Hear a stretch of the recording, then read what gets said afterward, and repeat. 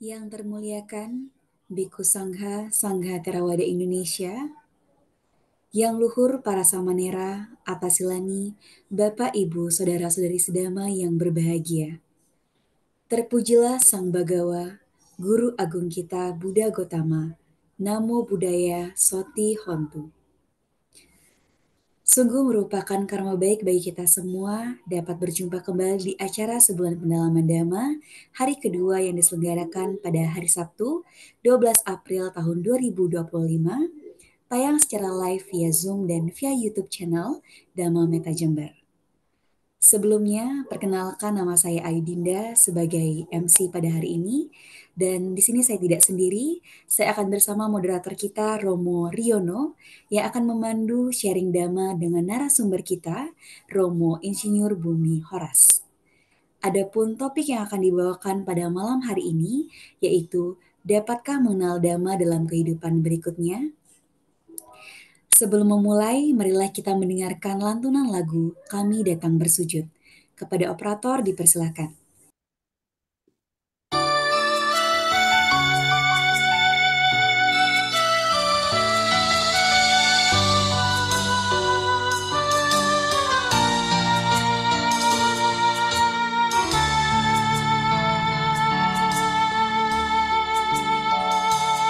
Duhai junjungan kami, Sang Buddha nan terpuji, kami datang bersujud padamu untuk berbakti. Hati tentram dan damai, tiada kebimbangan, merenungi Dhamma-Mu yang agung dan mulia, menghayati Dhamma-Mu yang luhur dan mulia.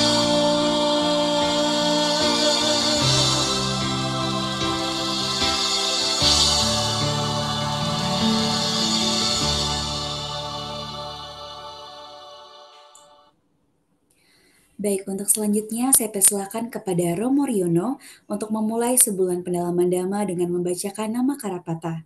Saya akan mengikuti Romo mewakili Bapak Ibu sekalian. Kepada Romo saya persilakan. Para Rama, Ramani, Ibu Bapak, Saudara-saudari sedama mengawali Dhamma Sakaca online pada malam hari ini. Bersama-sama mari kita melakukan penghormatan kepada Tiratana Buddha Dhamma dan Sangha dengan membacakan nama Karapata. Arahang Sama Sambuddho Bhagawa. Arahang Sama Sang Buddho Bhagawa. Buddhang Bhagawantang Abhiwademi. Buddhang Bhagawantang Abhiwademi. Swakato Bhagawata Dhammo. Swakato Bhagawata Dhammo. Dhammang namasami. Dhammang namasami. Supatipanno Bhagavato Sawaka Sangho. Supatipanno Bhagavato Sawaka Sangho. Sangဃang namami. Sanghang namami. Handamayang buddhasa bhagavato upabakanama karang karomase. Namo tassa Tassa bhagavato arahato samma sambuddhassa. Namo tassa bhagavato arahato samma sambuddhassa. Namo tassa bhagavato arahato samma sambuddhassa. Andamayang tisarana kamana patang panamase. Buddhang saranang gacchami. Dhammang saranang gacchami. Sanghang saranang gacchami. Dutiyampi buddhang saranang gacchami.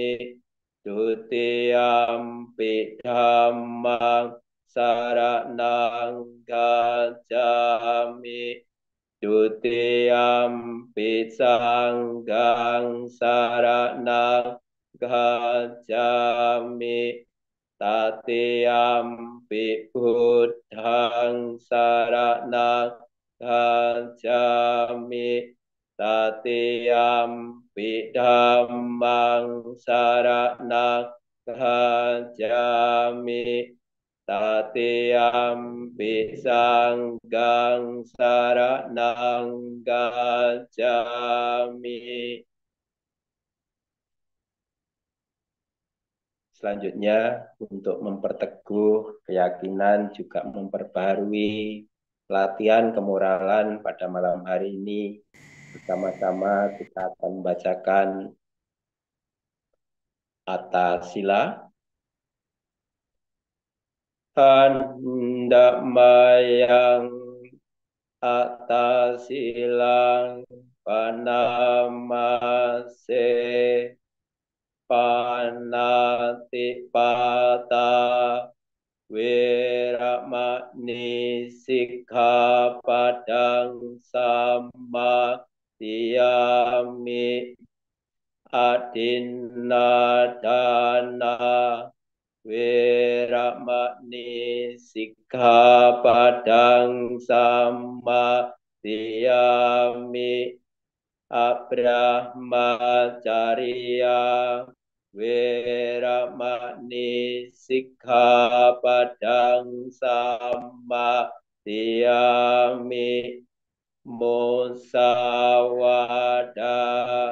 Weramani Sikkhapadang Samadhiyami.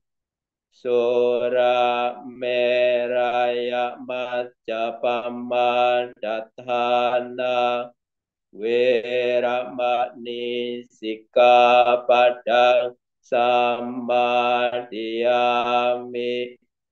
Wikala bojana Weramani Sikkhapadang Samadhiyami. Naca kita wadita wisuka dasana malakanda wilepana dharana bandana wipusanatana. Weramani Sikkhapadang Samadhiyami. Tiami Ucak sayana mahasayana Wiramani Sikapadang Samadiyami.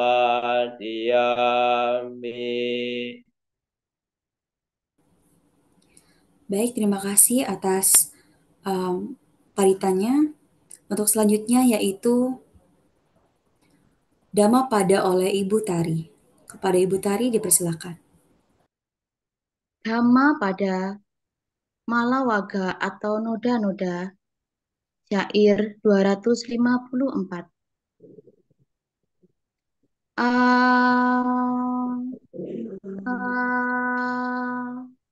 Se wapadang nati samano natiba ire papanca tirata paja nipa panca tata gata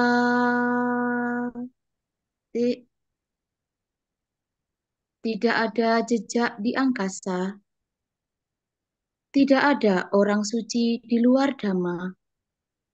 Umat manusia bergembira di dalam belenggu, tetapi para Tathagata telah bebas dari semua itu. Sadu, sadu, sadu. Baik, terima kasih Ibu Tari atas penyampaian Dhammapadanya. Untuk selanjutnya, marilah kita dengarkan bersama profil narasumber yang akan dibacakan langsung oleh moderator kita, yaitu Romo Riono. Kepada Romo dipersilakan.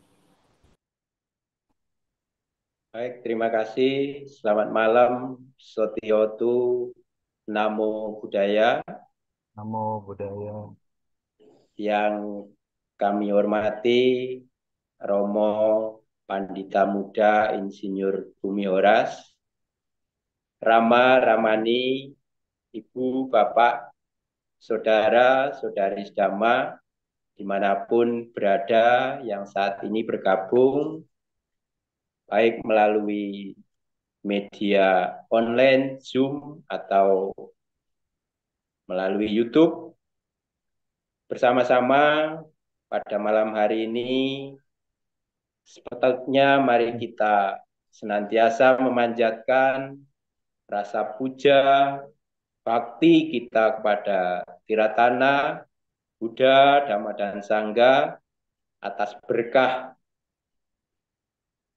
karma baik, juga kesempatan malam hari ini kita bisa bersama-sama hadir dalam acara sebulan pendalaman Dhamma yang diselenggarakan oleh KBTI Karisidenan Besuki, yang mana pada malam hari ini hari yang kedua. Sungguh ini merupakan kebahagiaan bagi kita bersama, Rama Ramani, Ibu Bapak, Saudara-saudari Dhamma, yang mana tidak terasa tahun 2025 sudah memasuki di bulan April, dan 1 bulan lagi Trisuci Wesak akan kita rayakan bersama-sama. Rama Ramani, Ibu Bapak, Saudara-saudari Dhamma, terima kasih kesempatan malam hari ini yang diberikan untuk memandu acara pada malam hari ini dalam acara sebulan pendalaman Dhamma. Pada malam hari ini hadir bersama kita narasumber yang luar biasa, yang jauh dari pulau seberang. Salam kenal Romo, saya Riono dari Banyuwangi yang akan memandu acara pada malam hari ini. Selanjutnya bersama-sama akan kita bacakan profil narasumber pada malam hari ini. Pandita Muda Insinyur Bumi Horas, jabatan keagamaan sekarang, beliau adalah Ketua PC Magabudi Kota Makassar, Ketua Dayakasaba Wihara Sasana Dipa, Penyuluh Agama Non-PNS Kementerian Agama Provinsi Sulawesi Selatan, Penyuluh Informasi Publik Kominfo Kota Makassar. Inilah Rama Ramani, Ibu Bapak, Saudara-saudari, profil narasumber pada malam hari ini, yang mana beliau akan membawakan topik materi yang tentunya sangat menarik sekali. Dari judul yang beliau sampaikan, bahwasanya ini tentu kita akan banyak memperoleh pengetahuan-pengetahuan baru, dan tentu dari pengetahuan ini nanti harapannya bisa menambah pengalaman dan tentu kebajikan, kebijaksanaan kita akan senantiasa bertambah. Dapatkah mengenal Dhamma dalam kehidupan berikutnya? Nah, ini topik yang sangat luar biasa sekali. Untuk lebih mengetahui pemaparan dari materi ini, maka untuk selanjutnya waktu yang baik kami berikan kepada Romo Pandita Muda Insinyur Bumi Horas. Kepada Romo, waktu yang baik disilakan. Malam Romo Riono, Bu Selamat Ega, malam, Romo. dan teman-teman semua. Terimalah salam dalam Dhamma, Namo Buddhaya. Namo Buddhaya. Baik, sebelum saya melanjutkan, mari kita memuliakan Guru Agung kita bersama-sama. Namo Tassa Bhagavato Arahato Sama Sambuddhassa. Namo Tassa Bhagavato Arahato Sama Sambuddhassa. Namo Tassa Bhagavato Arahato Sama Sambuddhassa. Terpujilah Sang Bhagawa yang Maha Suci, yang telah mencapai penerangan sempurna. Terpujilah Sang Bhagawa yang Maha Suci, yang telah mencapai penerangan sempurna. Terpujilah Sang Bhagawa yang Maha Suci, yang telah mencapai penerangan sempurna. Bapak Ibu, semoga kebahagiaan ada pada kita semua. Izinkan saya men-share screen. Bapak Ibu, saya lanjutkan. Hari ini topik yang kita bahas ini adalah dapatkah mengenal Dhamma di kehidupan berikutnya. Mungkin Bapak Ibu sering sekali mendengar inspirasi dari teman-teman kita yang Buddhis, ya. Mereka ketika mengenal Dhamma di kehidupan ini, mereka begitu berbahagia.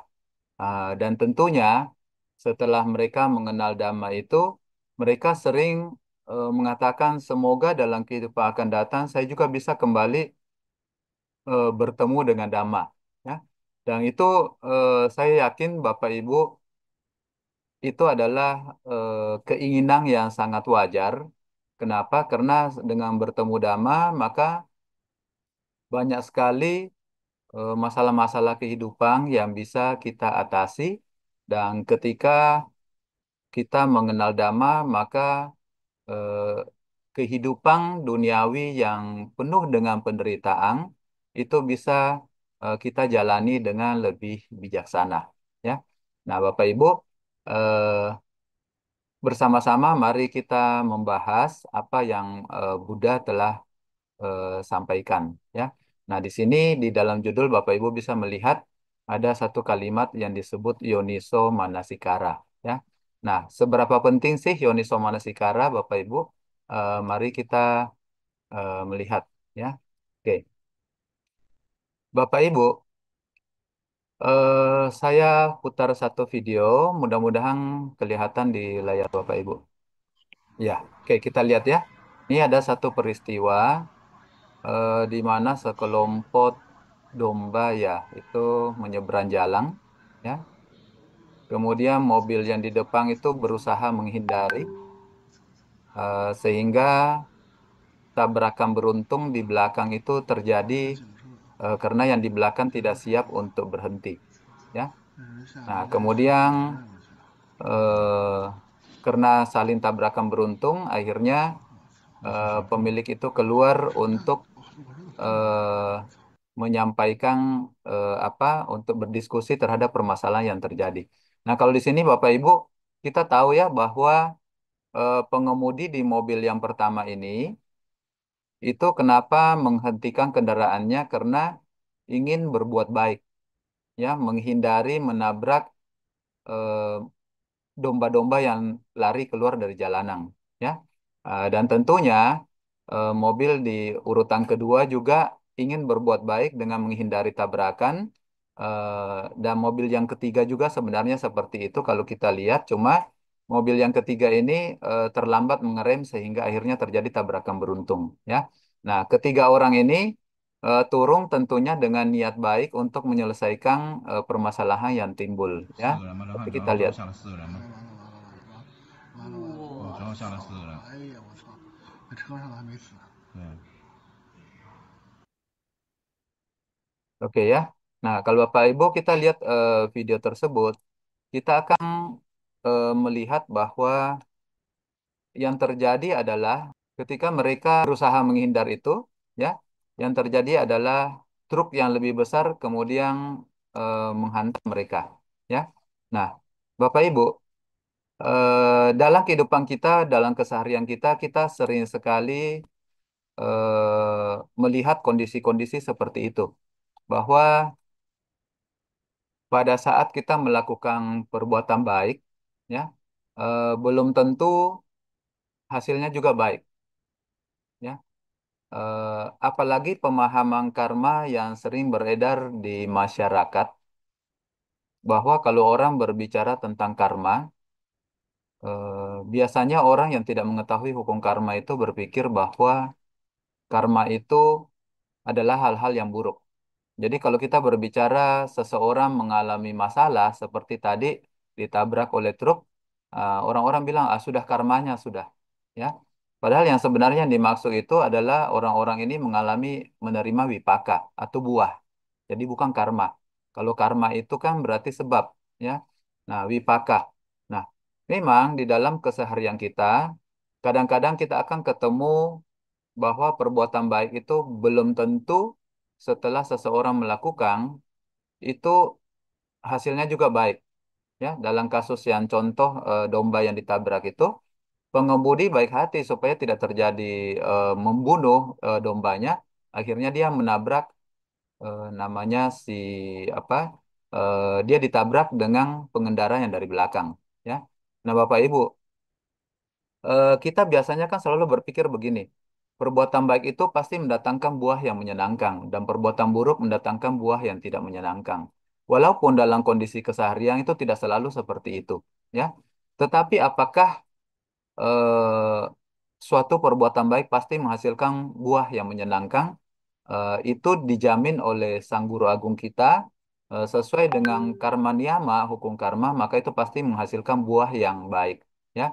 Tetapi pada saat kita melihat contoh-contoh kasus seperti ini, di sini kita bisa memahami bahwa orang-orang ini mengalami buah yang tidak menyenangkan, wipaka buruk, itu hasil dari timbunan keburukan yang pernah mereka lakukan, ya. Ah, kita memang mengetahui kalau kita belajar hukum karma, ada akan berbuah pada saat atau pada waktunya, ya. Nah, Bapak Ibu, sering sekali kita berpikir bahwa karma baik, karma buruk yang kita artikan dengan mengalami hal-hal yang menyenangkan ataupun tidak mengalami hal-hal yang tidak menyenangkan, ya. Dan biasanya kita selalu menilai bahwa karma baik itu hanya apa-apa yang kita peroleh. Ya, jadi contoh misalnya dalam kasus tabrakan beruntung itu, ya karma baik kalau mobil-mobil yang dilewat di sebelah kanan itu tidak menghasilkan, bisa menghindar, lolos dari kecelakaan tersebut. Ya, terus karma buruk yang mana? Yaitu kalau sampai harus dilindas sama truk seperti itu. Ya, biasanya kita menilai eh, buah dari karma itu atau wipaka itu hanya sebatas apa yang kita peroleh, apa yang kita terima, ya. Padahal secara pemahaman kita sebenarnya bisa menghadapi berbagai hal-hal baik dan buruk itu sebatas ketika kita punya enam landasan indera itu berkontak dengan kondisi-kondisi yang ada di luar kita, ya. Jadi sebenarnya kita itu mempunyai empat level berbuahnya karma, ya. Dan yang sering kita nilai itu adalah level ketika kita menjalani kehidupan dan level ketika kita berhubungan dengan masyarakat. Maksudnya apa? Sering kan orang-orang mengatakan, saya sedang menerima karma baik. Kenapa karma baik? Oh, karena saya terhindar dari kecelakaan misalnya, ya. Atau saya bisa menghindari sehingga tidak tabrakan, ya. Atau saya menerima karma buruk. Jadi karma baik dan karma buruk itu kita nilai dari apa yang kita peroleh, ya. Atau bagaimana ketika kita menghadapi delapan kondisi duniawi, apakah kemakmuran, kerugian. Jadi ini untung dan rugi, ya, laba alaba, kemudian gagal dan sukses, kegembiraan dan kesedihan, terpuji dan tercela. Nah, biasanya kita akan mengatakan bahwa kapan karma baik berbuah itu kalau kita mengalami empat hal yang menyenangkan. Kita makmur, kita sukses, kita mengalami kebahagiaan, dan kita dipuji sama orang. Dan kadang-kadang kita mengatakan buah karma buruk saya berbuah kalau kita lagi mengalami kerugian, kalau kita mengalami kegagalan, kita dihina orang, ataupun ketika kita mengalami hal-hal yang menyedihkan. Ya, nah, padahal sebenarnya Bapak Ibu, eh, hal-hal tersebut yang merupakan salah satu dari delapan kondisi duniawi ini, itu adalah hal-hal yang terjadi di luar diri kita, ya. Tetapi kita sering menganggap bahwa itulah karma baik atau karma buruk. Kita sering melupakan bahwa sebenarnya, ya, level berbuahnya karma itu sebenarnya ada empat, ya. Bapak Ibu, kita punya mental yang sehat, kita punya batin yang sehat, itu adalah level yang paling penting di dalam ketika buah karma itu berbuah untuk diri kita, ya. Ketika kita mempunyai jasmani yang sehat, ini juga adalah buah penting dari karma baik yang ketika berbuah ini membuahkan kita mempunyai jasmani yang sehat. Ya. Jadi artinya apa Bapak Ibu? Ketika kita bisa hadir di dalam Zoom ini, ya, sama-sama dalam kondisi sehat, itu berarti kita sekarang sedang menikmati buah dari kebajikan kita sendiri. Artinya, secara mental kita sehat. Kemudian secara fisik kita juga jasmaninya kita sehat, ya. Dan lebih jauh lagi Bapak Ibu, teman-teman semua, ketika kita memiliki mental yang sehat, ini dimulai sejak kita mengalami kelahiran kembali, ya, sejak kita kecil. Kemudian mengalami jasmani yang sehat juga, ini juga kita alami sejak kita pertama terkonsepsi, ya. Nah, kalau nanti kita belajar abidama, saya lihat ada jadwal dari Pak Kade, ya. Nah, itu di sana Pak Kade itu pakar, saya juga berguru kepada beliau, ya. Nah, di sana kita akan melihat bahwa sejak kita terkonsepsi, maka kita akan mempunyai jasmani yang walaupun belum sempurna dan hadaya waktu atau eh, tempat sumber munculnya batin itu sendiri. Ya, jadi Bapak Ibu, berbuahnya karma itu sebenarnya tidak hanya dari faktor eksternal ketika kita menemukan kebahagiaan, ketika lima indera kita bertemu dengan objek-objek menyenangkan, bukan Bapak Ibu. Ya, kenapa bisa indera kita bertemu dengan objek-objek menyenangkan? Itu adalah karena indera kita juga itu adalah sehat. Ya, jadi landasan-landasan indera kita, landasan mata kita, landasan telinga kita, yang semuanya ada di dalam jasmani kita sekarang, itu juga sehat sehingga berkondisi bisa memperoleh hal-hal positif dari luar. Ya, sering sekali orang mengatakan bahwa, aduh, nasib saya buruk, penghasilan saya jelek, saya mengalami kesialan. Padahal sebenarnya, ya, terlahir sebagai manusia itu adalah karma baik yang luar biasa. Ya, memiliki fisik yang sehat dan batin yang sehat, tidak terlahir idiot, itu juga adalah suatu karma baik yang sebenarnya setiap hari kita miliki. Ya, oke. Jadi Bapak Ibu, sekarang kita memahami bahwa memiliki batin yang sehat dan memiliki jasmani yang sehat ini adalah karma baik kita. Ya, Eh, kalaupun kita memperoleh eh, dari dunia luar kondisi-kondisi yang tidak menyenangkan yang ditangkap oleh lima indera kita yang sehat, itu juga kita artikan bahwa kita masih beruntung karena batin dan fisik kita itu sehat. Ya, oke, Bapak Ibu, mana sih yang paling penting? Yang paling penting sebenarnya adalah yang di dalam batin kita sendiri. Ya, kenapa? Karena di dalam batin itu kita ada banyak kecenderungan yang baik ataupun yang tidak baik. Ya. Nah, dalam kualitas batin yang baik, di sana akan ada kebahagiaan. Dan dalam kualitas batin yang tidak baik, maka di sana ada potensi untuk menimbulkan ketidakbahagiaan. Ya. Nah, baik dan tidak baik ini di dalam Abhidhamma kita kenal dengan kusala dan akusala. Ya. Nah, dari mana hasil seseorang melakukan perbuatan-perbuatan baik? Tentunya kalau di dalam batinnya itu berakumulasi berbagai macam hal-hal yang bermanfaat atau kusala. Dan kalau yang buruk ya tentunya batin kita atau kita lewat pikiran juga melakukan hal-hal yang buruk. Ya. Nah ini. Jadi yang level pertama ini adalah kondisi batin kita. Kemudian level kedua ini adalah kondisi fisik kita. Kita pernah melihat ada orang-orang yang mungkin baru 14 tahun ini di India ya, itu sudah bisa jadi ahli beda ya, masih muda sekali. Kemudian ada juga di Korea baru 15 tahun itu sudah PhD. Ini IQ-nya tertinggi di dunia.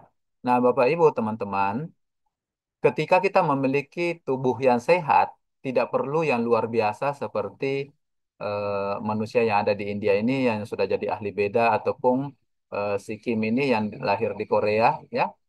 Itu adalah buah dari kebajikan kita masing-masing, ya. Jadi kita sepakat bahwa batin kita itu adalah buah karma kita atau wipaka kita sendiri masing-masing. Demikian pula jasmani kita, ya. Nah, jasmani ini adalah hasil dalam bentuk kualitas fisik, ya. Dan ketika jasmani kita sehat, maka landasan kita juga otomatis sehat.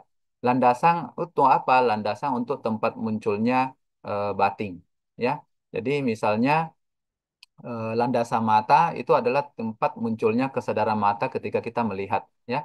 Jadi kalau kita punya landasan mata yang indah, yang bagus, yang sehat, maka kita bisa menangkap objek, warna, bentuk itu dengan sempurna. Nah, hasil karma selain ditunjukkan dalam karakter, kemampuan, kualitas fisik, ya, kondisi objek dan sebagainya, artinya eh, ketika kita punya landasan-landasan fisik yang bagus, maka indera telinga kita itu akan sempurna menangkap.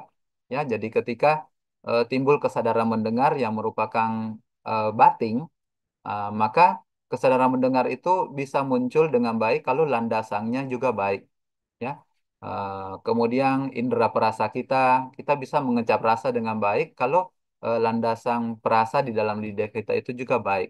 Ya, nah biasanya ini adalah turunan dari level pertama. Artinya kalau batin seseorang itu baik, ya, Biasanya fisik itu didukung dengan hal-hal yang baik juga, ya.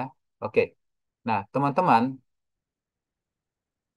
pernah satu kejadian waktu itu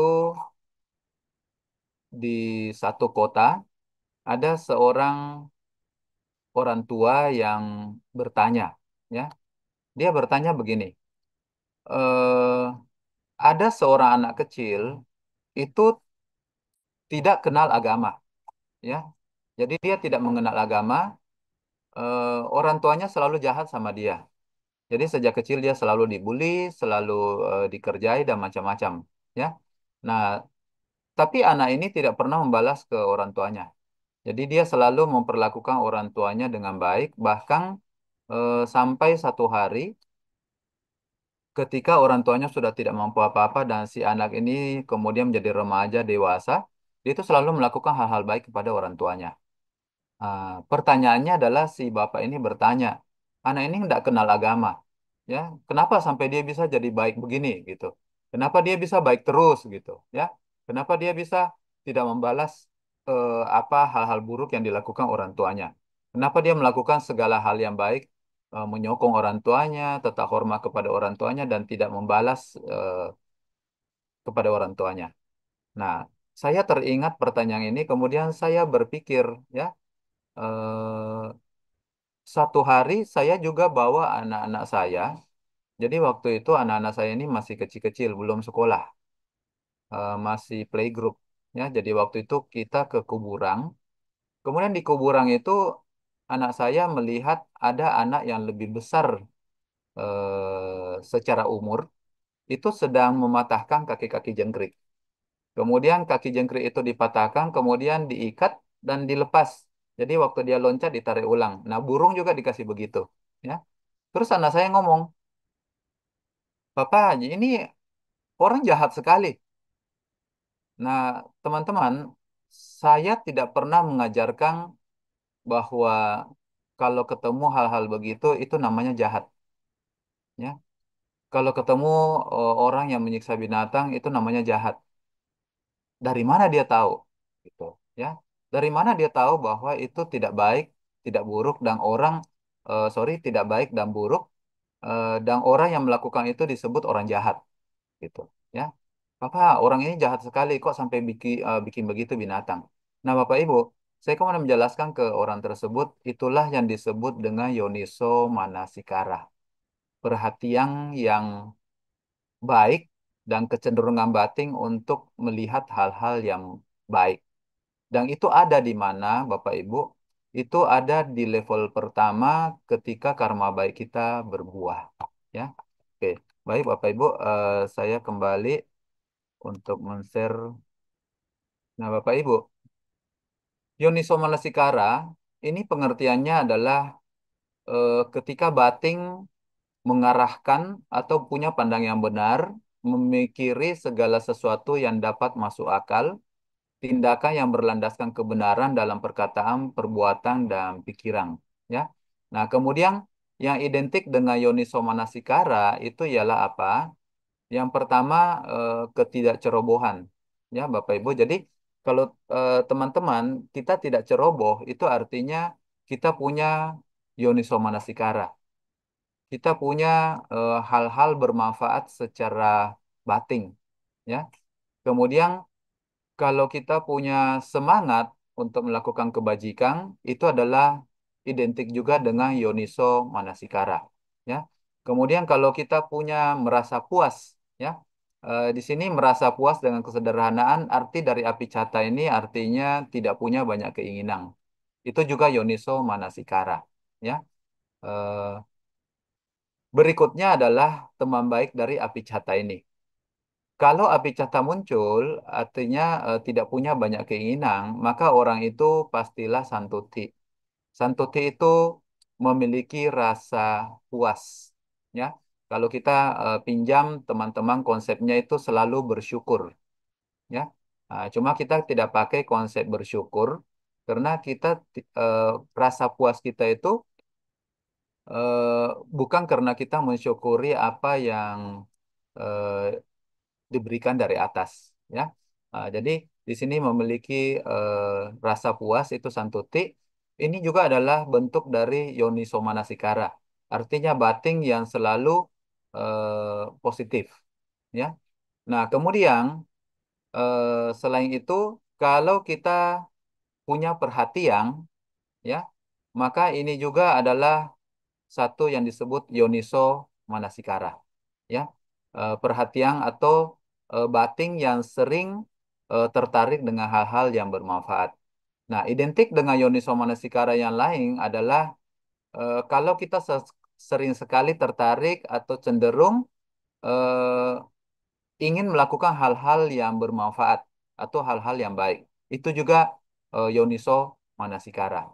Ya, kemudian kalau teman-teman sama seperti hari ini misalnya ada atasila, uposata, ya, kita menjalankan atasila rame-rame. Nah, itu juga adalah salah satu yoniso manasikara, ya. Ketertarikan batin untuk melatih hal-hal kemoralan yang lebih tinggi, ya. Kemudian ada juga yang disebut canda sampada. Ini adalah eh, selalu memelihara keinginan-keinginan yang baik. Ini juga adalah yoniso manasikara, ya. Kemudian sering mengarahkan pikiran ke arah hal-hal yang benar, yang kusala, yang bermanfaat, itu juga yoniso manasikara. Ya, kemudian punya pandangan benar, ya. Ini juga adalah yoniso manasikara. Kemudian senantiasa kalau yang tadi ini kan tidak ceroboh, kalau yang apamada sampada ini adalah pencapaian dari kecerobohan atau dia memiliki kehati-hatian dan kewaspadaan sebagai kebiasaannya, ya. Nah, teman-teman, yoniso manasikara ini bisa muncul dalam bentuk-bentuk yang berbeda-beda. Dan ketika itu muncul, maka itu menunjukkan bahwa batin kita tertarik dengan hal-hal yang bermanfaat, ya. Nah, sering sekali ketika kita belajar Dhamma, teman-teman mungkin pernah dengar dari teman-teman yang lain, ya, seperti yang telah saya katakan tadi, bagaimana ya saya bisa bertemu dengan Dhamma Buddha di kehidupan akan datang, ya. Karena Dhamma ini indah sekali. Bahkan kalau tidak ada agama Buddha. Bagaimana saya bisa membedakan mana yang bermanfaat, mana yang tidak? Bagaimana saya bisa mengenal Dhamma? Ya, Bapak Ibu, teman-teman, Sang Buddha kan mengatakan kepada kita bahwa Dhamma itu bukan Sang Buddha yang temukan. Ya, Dhamma itu bukan Sang Buddha yang ajarkan, tetapi Dhamma itu sudah ada. Sang Buddha, Guru Agung kita yang luar biasa, hanya membukakan kepada kita bahwa ada Dhamma yang begitu indah ini. Ya, terus bagaimana seandainya ada masa di mana Buddha tidak muncul, sehingga ajarannya pun kita tidak akan kenali, ya? Mungkin pada masa-masa itu yang muncul adalah Pacika Buddha, ya. Bagaimana? Apakah kita bisa mengenal Dhamma, Bapak Ibu? Jawabannya bisa, ya. Kenapa bisa? Karena Yoniso Manasikara ini bisa kita tumbuhkan, ya. Bapak Ibu pernah terpikir enggak, teman-teman, ya? Pernah terpikir enggak, kenapa sih kita lebih tertarik mempelajari Dhamma dibandingkan dengan mengikuti riuh rendah kebahagiaan yang ditawarkan oleh eh, teman-teman kita tetangga misalnya, ya? Kenapa kita lebih tertarik kepada Dhamma? Nah, teman-teman, kenapa kita lebih tertarik kepada Dhamma? Salah satunya adalah karena kita punya yoniso manasikara, ya. Kita punya yang namanya sedikit pandangan benar, ya, sehingga kita tidak tertarik dengan hal-hal yang mungkin tidak sesuai dengan pandangan yang sudah kita punya sebagai bawaan dari kehidupan-kehidupan lampau, ya. Nah, teman-teman, dhamma-dhamma yang identik dengan yoniso manasikara tadi kita sudah lihat, ya. Kalau teman-teman kukuh menjalankan sila, itu karena berarti teman-teman punya yoniso manasikara, ya. Kenapa? Karena banyak orang yang ketika diajak untuk menjalankan sila, mereka berpikir, ngapain saya mau menjalankan sila? Ngapain saya mau mencegah untuk tidak membunuh, tidak mencuri? Bukankah hidup itu cuma sekali? Kalau hidup cuma sekali, kenapa kita tidak memuaskan diri? Ya, dan itu Sang Buddha sudah katakan sejak zaman dulu, 2600 tahun lalu, kelompok-kelompok ini sudah muncul, ya. Mereka larut dalam pemuasan nafsu indria. Dan ada juga kelompok kedua yang juga muncul, yaitu yang berpikiran salah, juga punya pandangan salah, berpikir bahwa karma buruk itu harus dihabiskan dulu, supaya nanti kalau karma buruk sudah habis, tinggallah yang baik-baiknya saja. Ya, jadi sama seperti mungkin Bapak Ibu, teman-teman, kalau kita makan, kadang-kadang kita menyisakan yang enak-enak terakhir. Ya, yang tidak enak ya kita habisi dulu, kemudian yang enak-enak itu terakhir. Nah, harapan dari orang-orang berpandangan salah ini, mereka menyiksa diri, membuahkan karma buruknya supaya berbuah. Jadi supaya nanti tinggal itu karma baik saja yang berbuah, ya. Padahal Guru Agung kita mengatakan alangkah bodohnya bagaimana kita bisa tahu berapa banyak karma buruk kita yang sisa, ya. Nah, Bapak Ibu, untuk dapat bisa mengenal Dhamma, maka kita harus punya hal-hal yang identik dengan Yoniso Manasikara ini. Ya, apakah Bapak Ibu sudah bawa dari kehidupan lampau? Ya, Bapak Ibu sudah tidak punya banyak keinginan, cukup selalu bisa merasa puas, ya, tertarik dengan hal-hal yang baik, suka menjalankan sila, ya, bersemangat, tidak ceroboh, punya pandangan benar. Nah, Bapak Ibu, itu adalah modal kita, sehingga saya yakin dengan Yoniso Manasikara ini Bapak Ibu yang hadir walaupun tidak banyak di dalam Zoom ini, karena kita sadar juga bahwa hari ini Wandani itu se-Indonesia ada melakukan juga kegiatan bersama-sama, ya, 1000 atas sila. Kemudian banyak juga wihara-wihara yang juga termasuk di Sasana Dipa di Makassar itu juga sedang mengadakan SPD yang secara offline yang dihadiri diisi oleh para biku, ya. Nah, Bapak Ibu, teman-teman, saya yakin teman-teman menyadari kenapa kita bisa bertemu Dhamma, itu adalah karena kita memiliki Yoniso Manasikara ini. Ya. Nah, pertanyaannya, bagaimana supaya dalam kehidupan akan datang, kita juga bisa bertemu dengan Dhamma? Ya. Oke. Sebab-sebab timbulnya kebajikan atau perbuatan baik, itu adalah salah satu poin pelopornya ini adalah Yoniso Manasikara. Apa itu Yoniso Manasikara? Yoniso Manasikara itu adalah bila pikiran menyentuh salah satu objek hasil dari cerapan. Jadi ketika indera kita kontak dengan objek dari luar, ya, biasanya kita tertarik dengan hal-hal yang bermanfaat dan selalu melakukan apa-apa saja yang identik dengan Yoniso Manasikara. Jadi ini timbul ketika kita kontak dengan dunia luar, ya. Nah, kemudian kenapa Yoniso Manasikara itu bisa timbul? Ya, artinya setiap orang itu kan beda-beda. Ada yang seperti yang saya ceritakan, anak saya melihat ada anak kecil yang dia tidak merasa bersalah ketika mematahkan kaki-kaki dari belalang atau jangkrik atau burung diikat kemudian dibanting-banting ke lantai, ya. Dia tidak merasa bersalah. Dan di satu sisi ada seorang orang tua yang kemudian bertemu dengan seorang anak kecil yang tidak pernah dendam sama orang tuanya walaupun dia dijahati sampai dia besar, dia remaja, dia dewasa, bahkan membalas orang tuanya dengan baik. Dan si bapak ini bingung.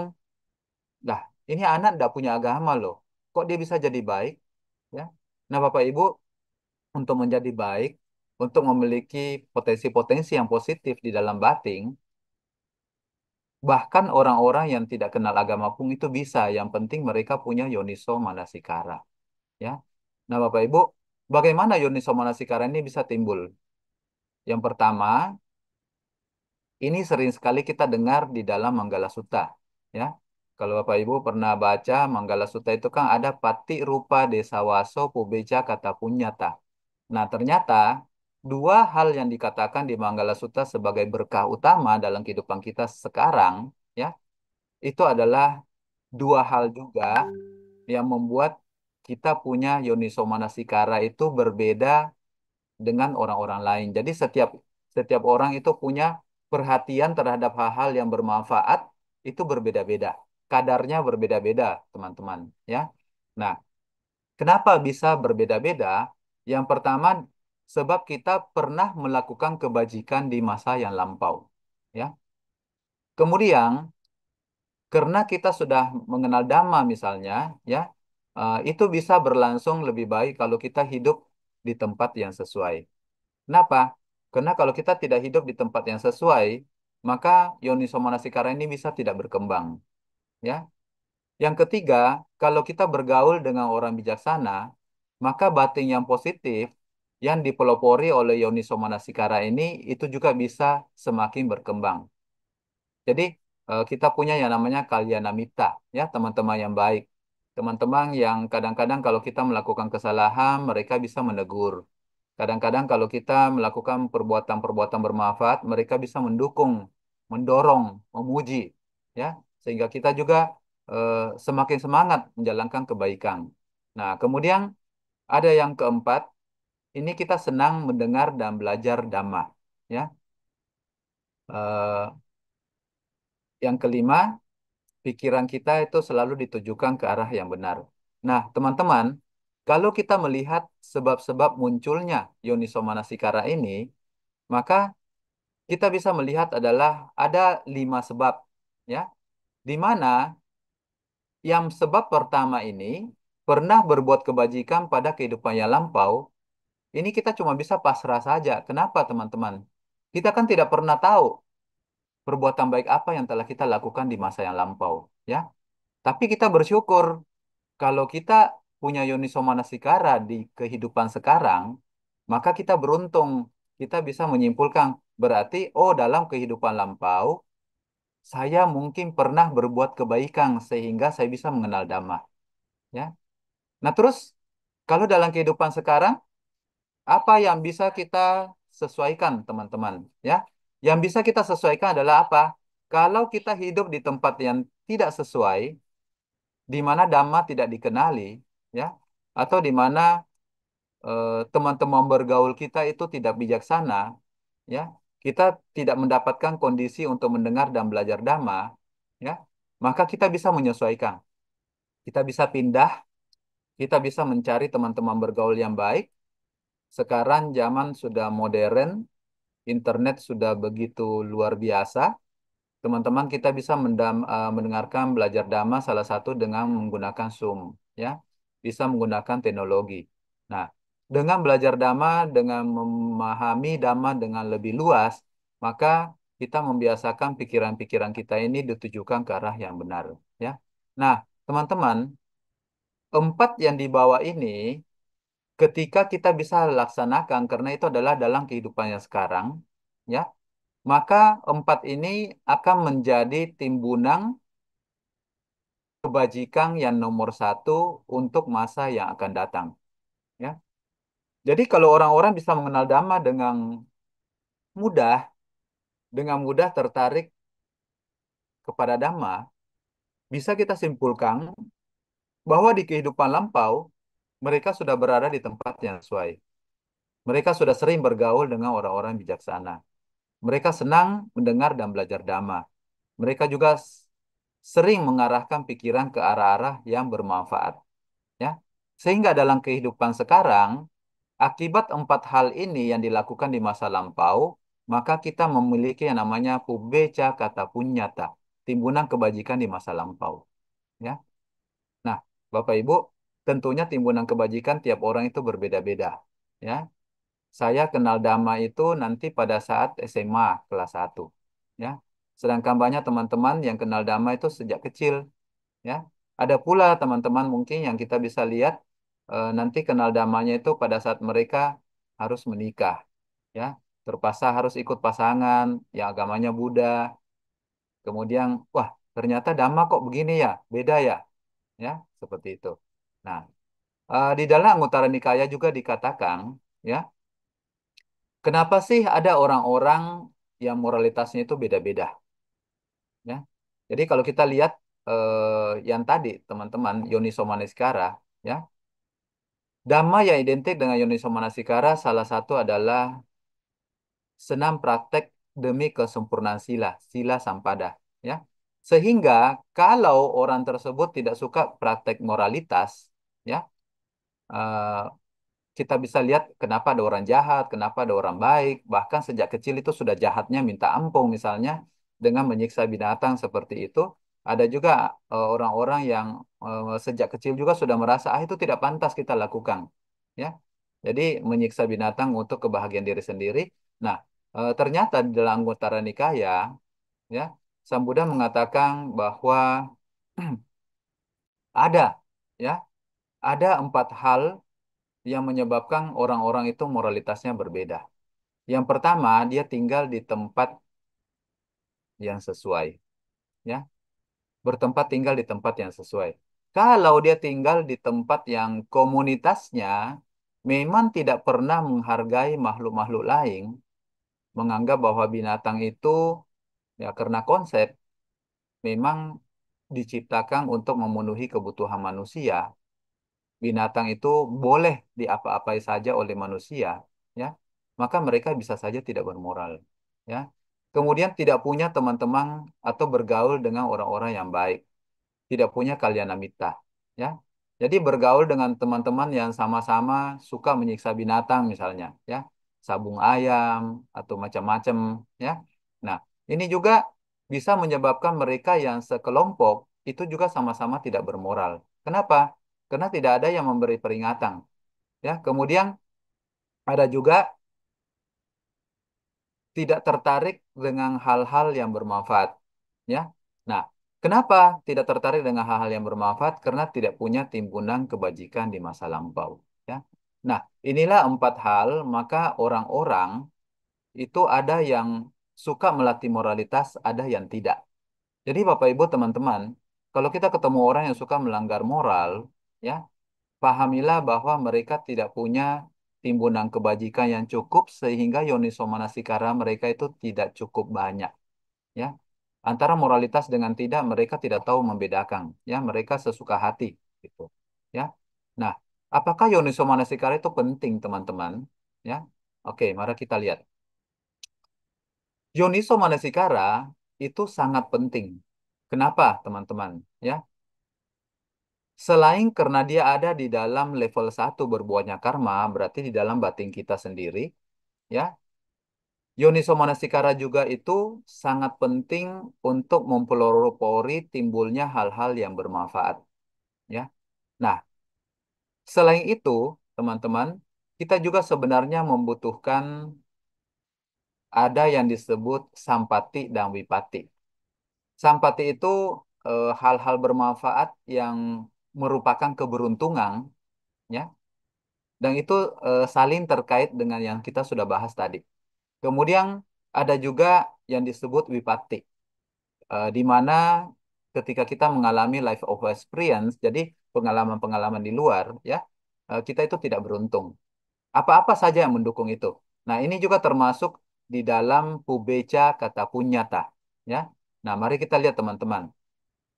Sampat itu selalu diterjemahkan sebagai hal-hal yang menguntungkan, bagus, yang memiliki kelebihan, ya. Jadi bisa tempat, penampilan, waktu, dan tindakan. Kemudian di samping berbuahnya karma, ya. Jadi ubeca kata punyata, ya, berbuahnya timbunan kebajikan kita. eh, Ketika karma menghasilkan buah, itu juga bisa menghasilkan hal-hal yang mengurangi keberuntungan kita atau membuat kita tidak beruntung. Dan itu disebut sebagai wipati, ya. Nah, itu juga ada 4. Nah, apa hubungannya dengan yang kita sudah bahas tentang Yoniso Manasikara, ya? Nah, Bapak Ibu, teman-teman, dikatakan kita bisa terlahir di tempat-tempat alam yang bahagia, itu adalah keberuntungan, ya. Jadi karena karma baik kita berbuah, kita bisa terlahir di alam manusia, Bapak Ibu. Ya. Jadi ada tempat-tempat beruntung yang dikatakan tempat-tempat kelahiran, yaitu yang bukan lahir di 4 apaya atau 4 alam rendah. Kenapa? Karena kalau satu makhluk terlahir di alam rendah, maka yoniso manasikaranya akan susah untuk berkembang. Ya, hal-hal baik itu susah berkembang. Ketika kita lahir di alam manusia, ya, hal-hal baik itu mudah berkembang. Banyak hal-hal buruk yang sebenarnya bisa berbuah, tetapi karena kita terlahir di alam manusia, nah, itu akan menjadi tidak punya kondisi yang lengkap untuk berbuah. Banyak hal-hal buruk ketika kita terlahir di alam binatang itu dikondisikan untuk berbuah, ya. Jadi ketika lahir di alam binatang, misalnya jadi binatang yang tidak terawat, ya, sudah lahir di alam binatang, tidak punya majikan yang baik karena timbunan kebajikan tidak cukup, itu bisa disiksa lagi, ya. Di beberapa tempat orang-orang kalau apalagi kalau di Indonesia, ya, kalau melihat anjing itu mereka suka apa namanya menyiksa atau mengerjai anjing tersebut, gitu, ya. Nah, yang kedua ini adalah faktor pubeca kata punyata juga. Timbunan kebajikan kita yang membuat penampilan baik fisik ataupun batin kita terampil, ya. Eh, itu juga membuat kita punya kelebihan dan ketika kita tidak memiliki penampilan yang baik, ya, maka itu adalah ketidakberuntungan bagi kita. Bapak Ibu bisa lihat ya. Jadi sebenarnya di sini ada banyak video, tapi saya memilih untuk tidak memutarnya karena rupanya mungkin komputer saya kurang ini. Jadi waktu diputar, Bapak Ibu tidak bisa melihat videonya dengan langsung, ya. Nah, Bapak Ibu bisa membandingkan diri. Pernah enggak kalau Bapak Ibu masuk ke bank pada saat antrian begitu, ya? Kemudian tiba-tiba ada wanita yang berpenampilan menarik, kemudian masuk tanpa antri langsung bertanya sama satpamnya, Pak Satpam minta tolong ini begini-begini, itu biasanya langsung dilayani. Beda kalau misalnya penampilannya itu sudah mohon maaf kurang menarik, ya. Biasanya itu dicueting seperti itu, ya.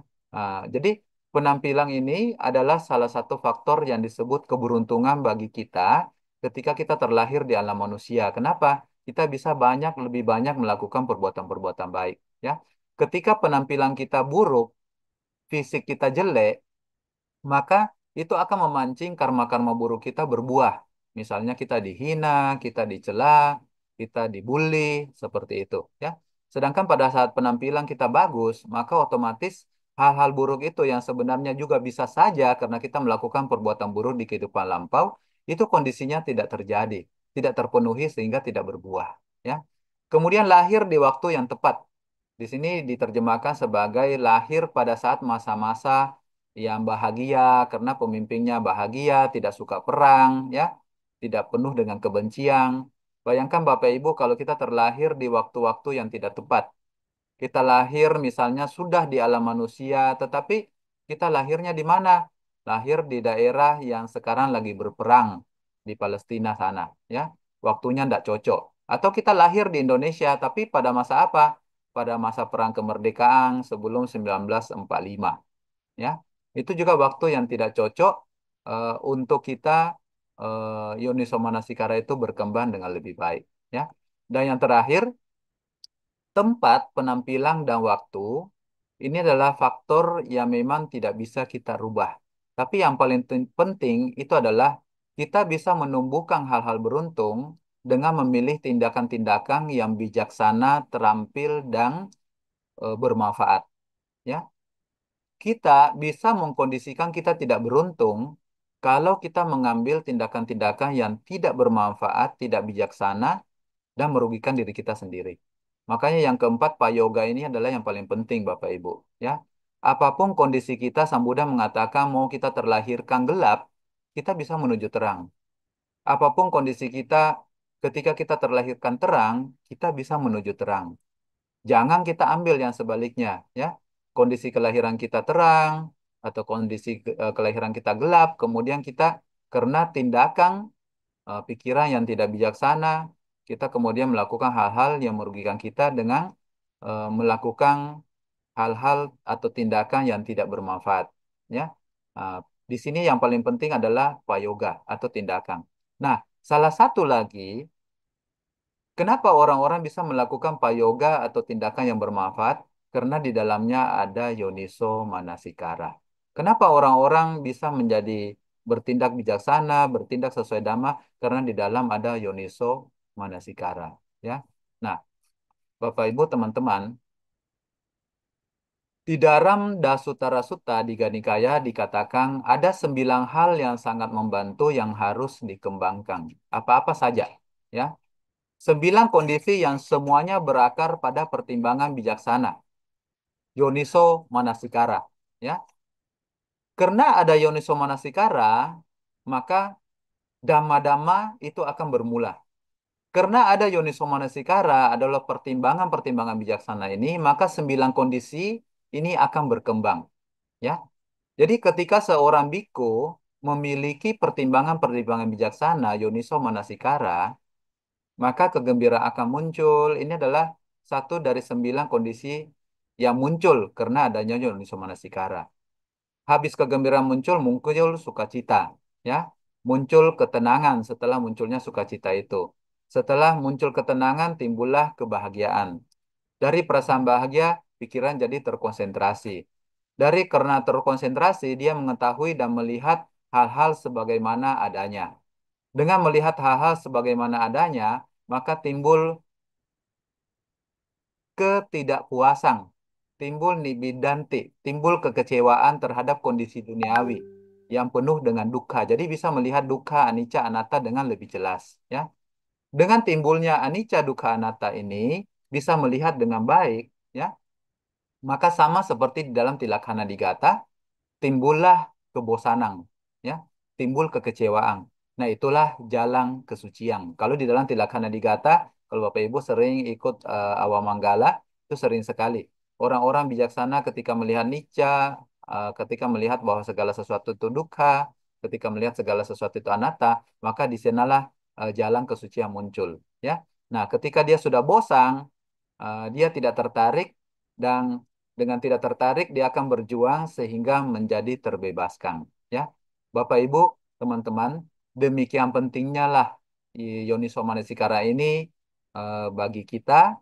Eh, Semoga ajaran Buddha bertahan lama dan ini adalah sumber-sumber materi yang saya ambil, utamanya dari Pak Pandit, kemudian ada juga dari Romo Slamet. eh, Seperti ini, ya.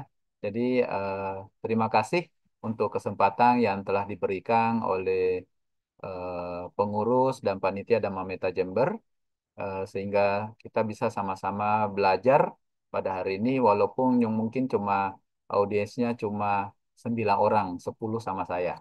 Ya, Anumodana untuk kesempatan yang diberikan, saya kembalikan kepada Romo Riono.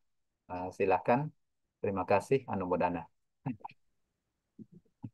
Anumodana Romo Insinyur Yoto Romo. Boras ya atas pemaparan materi pada malam hari ini yang sudah dijelaskan beliaunya.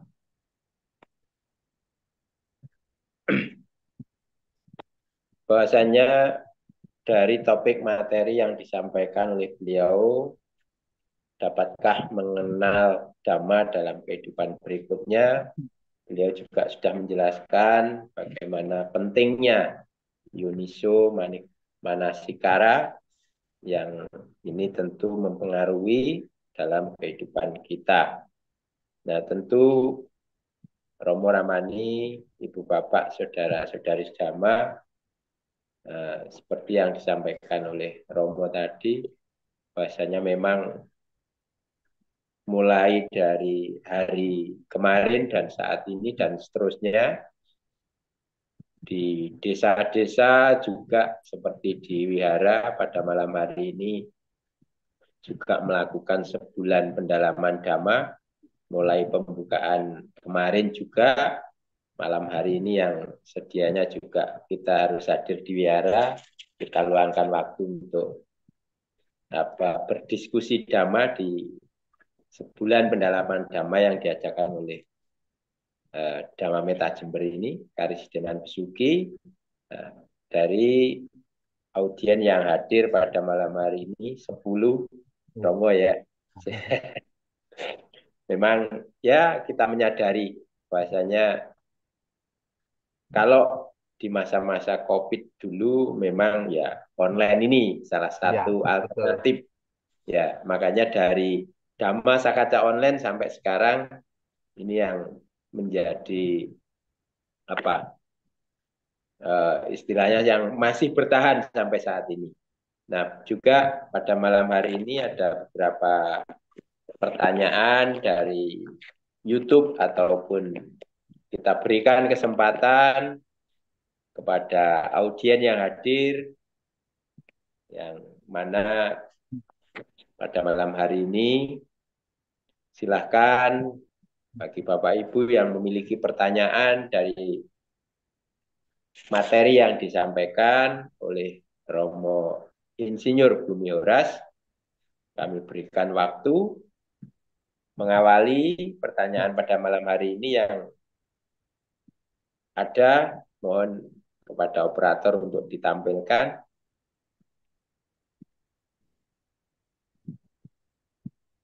Kayaknya Pak Heri ada bertanya ini ya, Romo. Ya,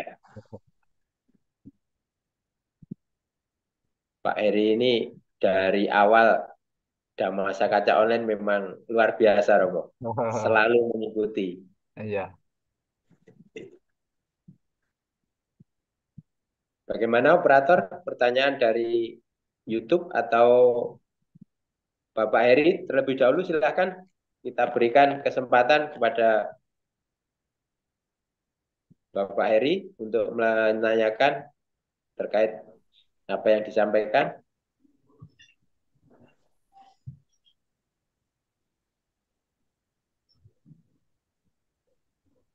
Terima kasih Romo Riono.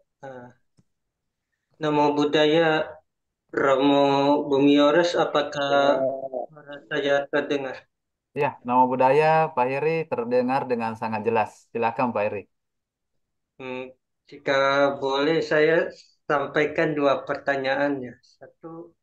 Satu pertanyaan saya mengutip dari Dhammapada yang saya sampaikan juga di kolom chat 113 tuh. eh, Walaupun seseorang hidup 100 tahun tetapi tidak dapat melihat timbul tenggelamnya segala sesuatu yang berkondisi, sesungguhnya lebih baik kehidupan sehari dari orang yang dapat melihat timbul tenggelamnya segala sesuatu yang berkondisi. Nah, itu apakah hanya bisa lewat meditasi atau bisa ini dengan cara yang lain gitu? Itu yang pertama. Ya. Yang Berarti saya kedua, jawab dulu ya Pak Heri yang pertama. Ya, supaya nanti tidak apa kelupaan. Monggo, Iya, silakan, Romo. iya baik.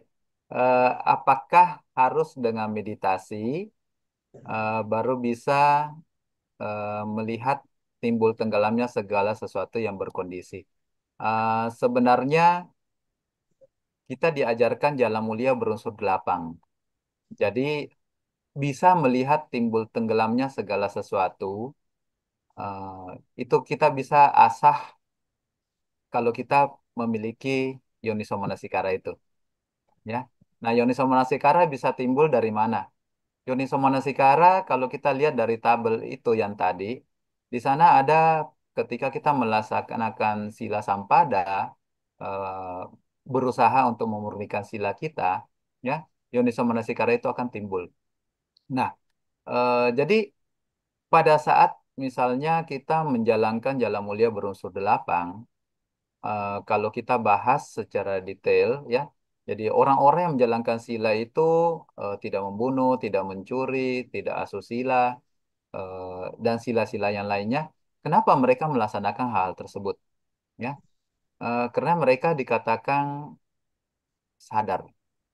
Mungkin Pak Heri juga kan biasa mungkin pernah lihat di Dhammapada Sang Buddha mengatakan eh, walaupun orang itu hidup tetapi dia tidak sadar, sebenarnya dia sudah mati. Ya, jadi sama saja. Pengertiannya artinya apa? Kapan seseorang sadar sehingga dia bisa melihat begitu banyak fenomena, itu adalah karena faktor-faktor yang saling mendukung, ya. Dan semua faktor itu ada di dalam eh, dhamma-dhamma yang identik dengan Yoniso Manasikara.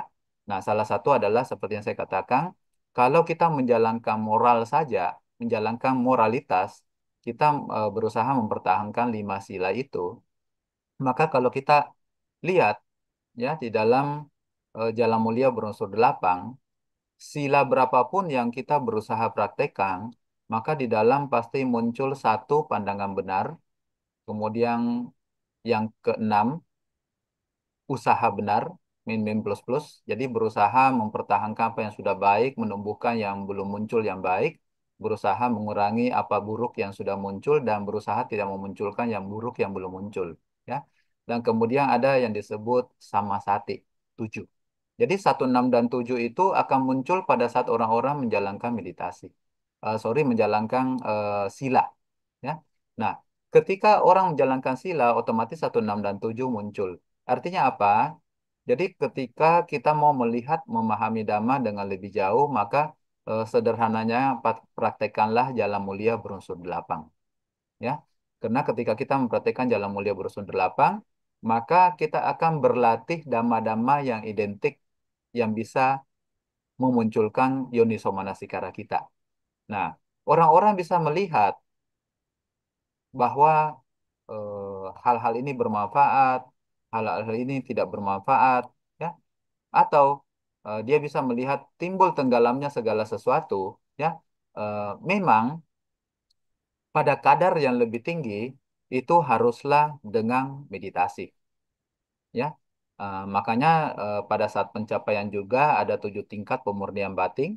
Di sana memang orang-orang mencapai kesucian itu adalah dengan bermeditasi, ya. Tetapi untuk di awal, kalau orang-orang tidak menjalankan misalnya meditasi, apakah dia bisa melihat hal-hal yang bermanfaat?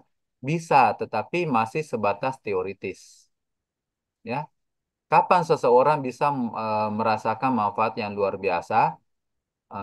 Bisa melihat timbul tenggelamnya segala sesuatu yang berkondisi. Artinya anicca, dukkha, anatta ini bisa tampak dengan jelas. Nah, itu pada saat mereka mendukung teoritis yang mereka pahami lewat teori, lewat belajar sutta, ya, itu lewat cinta mayapannya dan bawana mayapannya. Jadi memang bukan cuma bermeditasi, ya, tetapi dengan kita belajar seperti sekarang, kita dapat peroleh teori-teori, kita paham, oh, segala sesuatu itu berubah, anicca, dukkha, anatta. Kita bisa melihat adanya perubahan, ya. Jadi eh, kita bisa mengetahui juga lewat analisa, ya. Jadi teori, analisa, sutta mayapanya, cinta mayapanya itu kita bisa melihat bahwa anicca, dukkha, anatta itu memang ada. Tapi apakah kita melihat betul-betul hakikinya anicca, dukkha, anatta dalam arti yang kita tahu enggak bahwa tubuh kita ini kalapa-kalapanya berubah dari timbul berlangsung padam. Nah, itu tentulah kadarnya itu bisa timbul, kita bisa memahami sampai sana pada saat kita mencapai jana. Jana itu hasil dari meditasi, ya. Jadi memang untuk melihat segala sesuatu apa adanya, memang diperlukan meditasi sampai tahapan minimal upacara samadhi, di mana kalau dari buku Pak Au Meditation, yang mulia Pak Au, Cahaya Kebijaksanaan, dikatakan upacara samadhi itu adalah minimal cahaya kebijaksanaan atau cahaya terang itu bisa timbul sehingga kita bisa melihat tembus melihat hakiki di mana jasmani itu berubah, timbul, berlangsung dan padam seperti itu, ya. Jadi memang apakah harus lewat meditasi? Ya, itu kalau mau maksimal. Tapi kita juga bisa memahami hal-hal demikian lewat teoritis, lewat analisa, jadi sutta mayapanya, cinta mayapanya, dan yang memang terakhir yang paling bagus itu adalah kebijaksanaan-kebijaksanaan, pemahaman-pemahaman yang timbul hasil akibat penembusan dari bawana mayapanya. Ya, jadi yang Pak Heri sampaikan bahwa apakah harus dari meditasi? Kalau mau maksimal harus dari meditasi. Kalau cuma tahapan dasar seperti teori-teori yang kita bahas sekarang, yaitu tidak harus meditasi seperti itu, ya. Oke, itu mungkin kalau ada lebih kurang, silakan teman-teman hadir, silakan diperbaiki, dikasih masukan karena kita sama-sama belajar, ya. Ya. Silakan, saya kembalikan. Apakah mau lanjut atau gimana? Ini pertanyaan kedua yang juga terakhir. Nah, jadi Ya, saya ingin bertanya, tadi kan di salah satu dari slide. 4 keberhasilan, kan Oh ya, sampati, wipati, keberhasilan tempat. Nah, ini gati, sampati, ya. yang ingin saya tanyakan. dapatkah kita terlahir di tempat yang dimana bangsanya itu sangatlah luhur dan bijaksana gitu di kehidupan berikutnya. Lalu bagaimana caranya? Terima kasih. Ya, eh, bagus sekali pertanyaan Pak Heri. Jadi, dapatkah kita terlahir di tempat yang di mana di tempat itu adalah luhur sehingga ketika kita mau mengenal dhamma itu mudah, ya? Kita praktek dhamma juga itu mudah. Eh, Jawabannya secara teoritis dan faktanya itu bisa. Teman-teman mungkin kita pernah baca di Manggala Sutta. Pati rupa desa waso ubeca kata punyata. Ya, jadi bertempat tinggal di tempat yang sesuai berkat timbunan kebajikan masa lampau. Artinya sekali lagi timbunan kebajikan kita itu sangat menentukan apakah kita beruntung lahir di tempat-tempat yang sesuai. Ya, contoh misalnya ketika guru agung kita terlahir sebagai petapa Sumeda, beliau itu bertekad untuk menjadi seorang sama Buddha di hadapan Buddha Dipangkara. Nah, pada saat itu Bodha Dipangkara kemudian bernubuat, ya, memastikan bahwa kelak Petapa Sumeda ini nanti akan jadi Buddha juga. Tapi 4 Asangkaya Kappa tambah 100.000 kappa lagi. Nah, terus lahirnya di mana? Lahirnya di Majjhima Desa. Ya, Majjhima Desa itu di daerah pertengahan di India itu. Ya, dan pada saat itu lahir di keluarga Sakya dengan papa Raja Sudodana dan mamanya Ratu Mahamaya Dewi. Ya, sudah bisa diceritakan sejauh itu. Nah, kenapa harus lahir di Majjhima Desa? Karena Bapak Ibu, di Majjhima Desa ini adalah tempat yang sangat kondusif seperti yang Pak Heri katakan tadi. Ya, di mana ketika orang-orang mencari kebahagiaan yang lebih tinggi, itu bukan mencari ke mall, karena mall belum ada. Mau mencari ke bioskop atau tempat hiburan malam atau tempat-tempat hiburan lainnya seperti kita zaman sekarang. Ya, pada zaman mereka terlahir di kondisi 2600 tahun lalu itu, kenapa dikatakan sangat kondusif atau sangat mendukung kehidupan kepetapaan? Karena memang pada masa itu ketika 2600 tahun lalu itu, India di daerah Majjhima Desa itu memang sangat kondusif untuk petapaan. Bahkan di sana ada memang tempat-tempat khusus yang disebut Bukit Isigili. Ya, jadi Bukit Isigili itu ya memang tempatnya nanti di sana terus. Kenapa dibilang Bukit Isigili? Bukit tempat para petapa. Karena setiap masa bukit itu akan dipenuhi dengan petapa-petapa sehingga disebut sebagai Bukit Isigili. Gitu. Kenapa Majjhima Desa selalu menjadi tempat tujuan kelahiran para Buddha? Jadi ini sudah berlaku secara dammata, secara alami, bahwa para Buddha itu sebelum menjadi sama Buddha selalu terlahir di alam manusia dan terlahir di daerah Majjhima Desa. Di daerah yang subur, yang sangat kondusif, di mana ketika orang-orang ingin mencapai kebahagiaan tertinggi, itu adalah caranya dengan menjadi seorang petapa. Ya, jadi memang kondisinya mendukung gitu ya. Kalau sekarang kita terlahir di kondisi sekarang, kalau kita dapat masalah atau kita bosan dengan kehidupan, mau mencari kebahagiaan lebih tinggi, larinya kita jadi petapa atau pergi ke mall. Ya, kebanyakan kita cari hiburan yang gampang, yang instan, yang bisa kita temukan sekarang. Kenapa? Karena kondisi zaman kita hidup sekarang, ya, selain karena Sang Buddha mengatakan moralitas kita semakin bobrok dengan usia yang semakin menurun, ya, memang kondisi kepetapaan itu tidak cocok zaman sekarang, ya. Makanya orang-orang yang mau menjadi biku, menjadi petapa yang sungguh-sungguh itu adalah luar biasa. Kenapa? Karena godaan hiburan, hedonisme sekarang itu lebih luar biasa dibanding zaman dulu. Dulu orang-orang kalau mau kemana? Mau mencari kebahagiaan lebih tinggi. Jadi petapa. Cuma satu, gitu, ya. Jadi apakah bisa terlahir di daerah-daerah kondusif seperti itu? Bisa. Kita kan bisa terlahir zaman sekarang ini ya karena timbunan kebajikan kita kurang cukup. Kurang cukup untuk bahkan bertemu Sang Buddha. Tapi sudah beruntung karena kita masih bisa ketemu dengan Dhamma. Seperti itu, Pak Heri. Ya. Lebih kurangnya mohon dimaafkan. Terima kasih.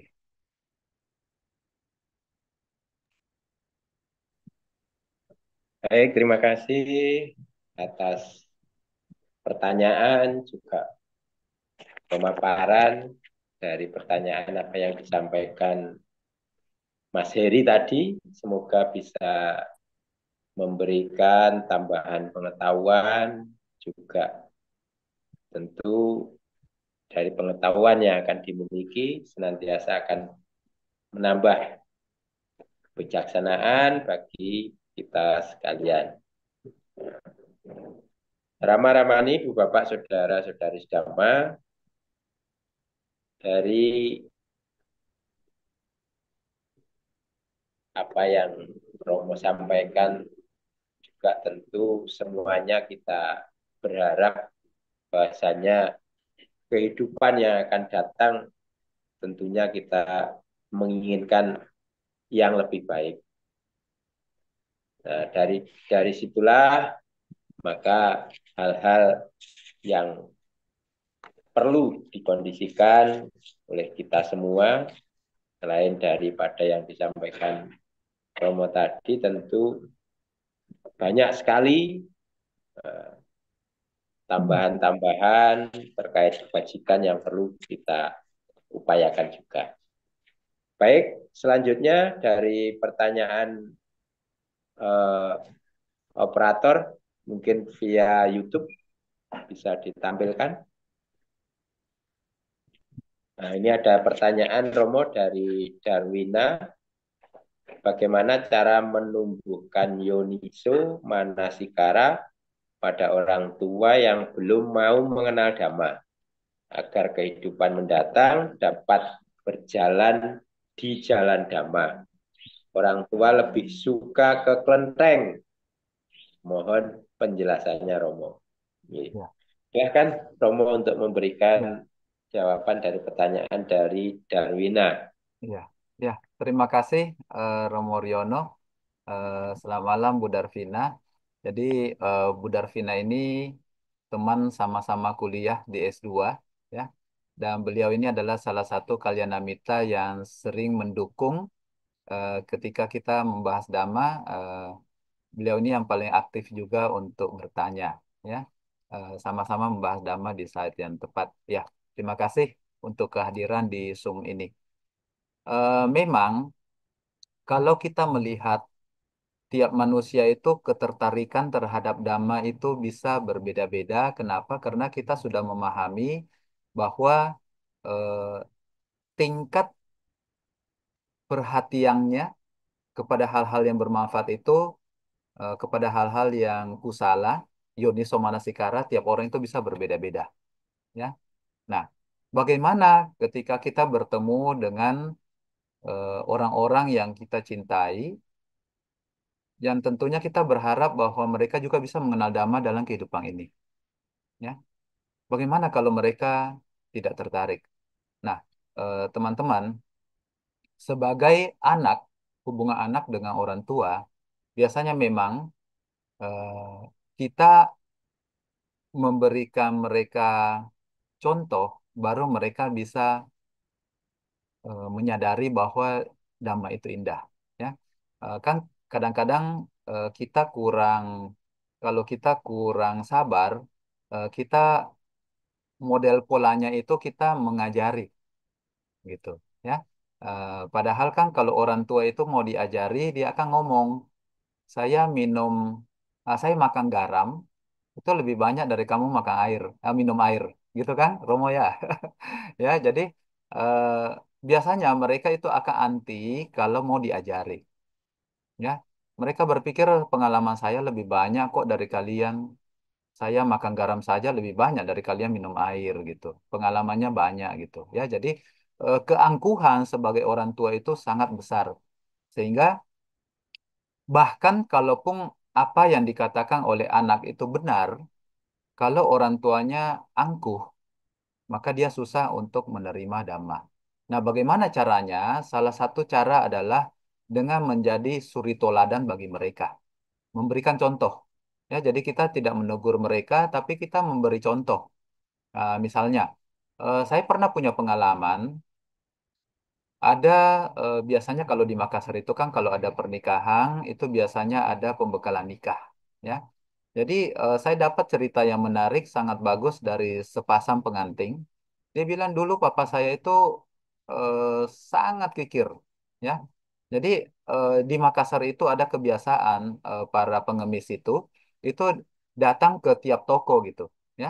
Jadi datang ke tiap toko, kemudian ketuk, mengucapkan salam, ya ujung-ujungnya minta gitu. Nah, dulu papanya itu paling anti kalau dapat orang-orang seperti itu, dibilang bawa sial lah atau menghalangi lah karena bau badan mereka busuk, itu mengurangi rezeki dan sebagainya dan sebagainya. Ya, apa yang dilakukan eh, si calon pengantin ini? eh, Dia walaupun papanya itu tidak berkenang, eh, dia melakukan dengan memberi dana 1.000, 2.000 seperti itu. Ya, kemudian dia ngomong sama papanya, Pak, kita ini kita bantu dia 1.000, papa ndak lihat dia begitu bahagia, ya. Coba kalau orang lain kita kasih 1.000, atau langganannya papa datang kita kasih 1.000, dia bahagia ndak? Tuh, ya. Kita kasih 1.000, terima kasih, papa didoakan macam-macam gitu. Mereka bahagia loh hanya dengan 1.000 gitu. Dan anak ini terus melakukan itu, terus melakukan. Sampai satu waktu, papanya kemudian pengemis yang lain mungkin datang, ya. Kemudian anaknya tidak ada. Pertama pikiran papanya sih, kasih aja supaya cepat pergi. Bikin pemandangan jadi buruk. Karena pakaian mereka kan compang-camping gitu ya. Bawa sial. Jadi dia kasih. Nah, untung karma baiknya juga berbuah pada saat itu. Dia ketemu pengemis yang tahu diri gitu ya. Karena kalau ketemu pengemis, pengemis yang tidak tahu diri kan begitu ambil langsung pergi ya. Itu biasa orang, "Oh, ini orang yang sudah dikasih tidak tahu terima kasih gitu loh, ya." Nah, untung timbunan kebajikan papanya juga tumbuh, muncul pada saat itu. Jadi waktu dia kasih, si pengemis ini membungkuk dengan badannya ya. Terima kasih Bapak, semoga kamu panjang umur, apa-apa semua ya, mulutnya baiklah gitu. Nah, papanya ketika didoakan begitu ya, orang-orang tradisi zaman dulu itu kan kalau didoakan yang baik-baik, siapapun itu dia pasti senang. Semoga rezekinya bertambah. Lah, ini orang cuma dikasih 1.000 rupiah, bisa doakan saya panjang umur, rezeki bertambah, timbul kebahagiaan dalam dirinya. Ya. Dan ketika melihat si pengemis itu, oh iya ya, betul juga anak saya bilang. Cuma 1.000 kasihan. Pelanggan saja datang bayar sampai 100.000, 200.000 itu kadang sampai marah-marah. Apa, kenapa barang begini, begini, begini. Tidak ada syukurnya. Di diskon harga mahal-mahal, mereka tidak bersyukur, malah ngomong yang jelek-jelek. Ini dikasih 1.000 saja mereka sudah doakan kita sampai, wah, saya panjang umur ini. Ya. Nah, pelan-pelan dia berlatih kali kedua, kali ketiga, kali keempat. Dan ketika dia berlatih itu, anaknya juga mengimbangi. Papa, kalau kamu terima, kamu dana orang, ya. Kemudian ada orang juga yang tidak tahu diri, tidak berterima kasih, tidak mengucapkan kata-kata yang baik. Minimal papa sudah melakukan perbuatan baik. Papanya juga terima. Oh iya ya, betul. Terus anaknya bilang lagi, Bapak sadar ndak? Sejak kita melakukan hal-hal itu, ya, jualan saya itu semakin laku loh di internet.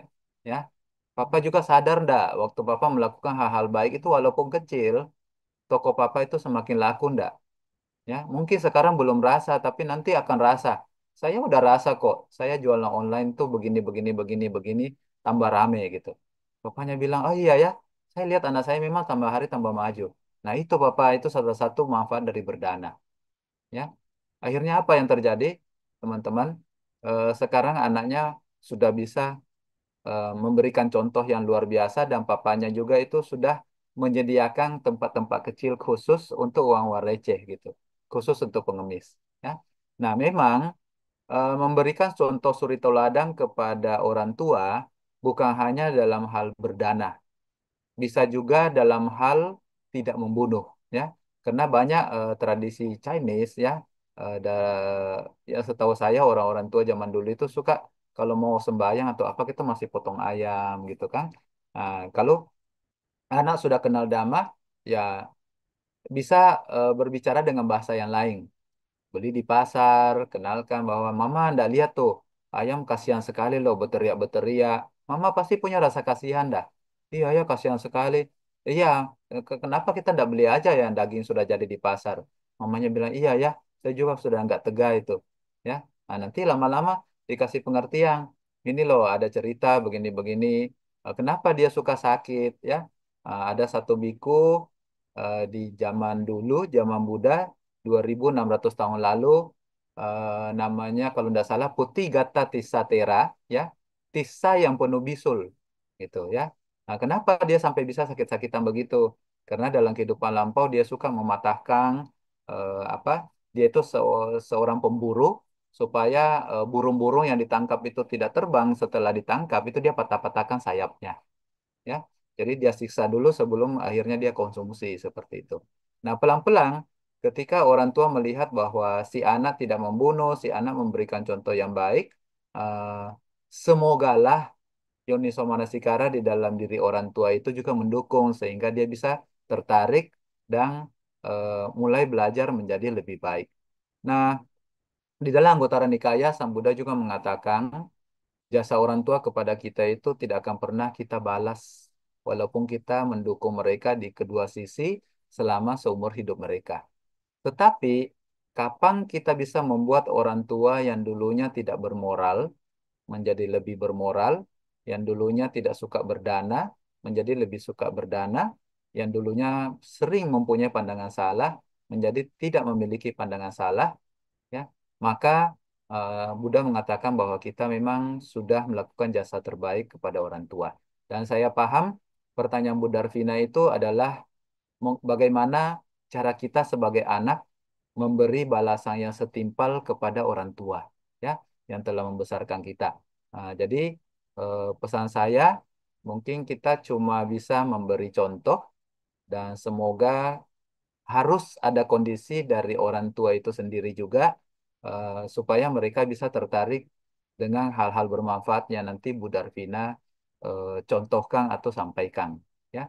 Karena kadang-kadang orang tua juga karena keegoannya, karena kesombongannya, dia akan walaupun dia sudah paham bahwa apa yang dicontohkan oleh anak-anaknya itu sebenarnya baik, bagaimana melatih kesabaran, bagaimana berbicara dengan yang baik, tidak menyelesaikan semua masalah dengan hanya marah, memukul dan sebagainya, ya.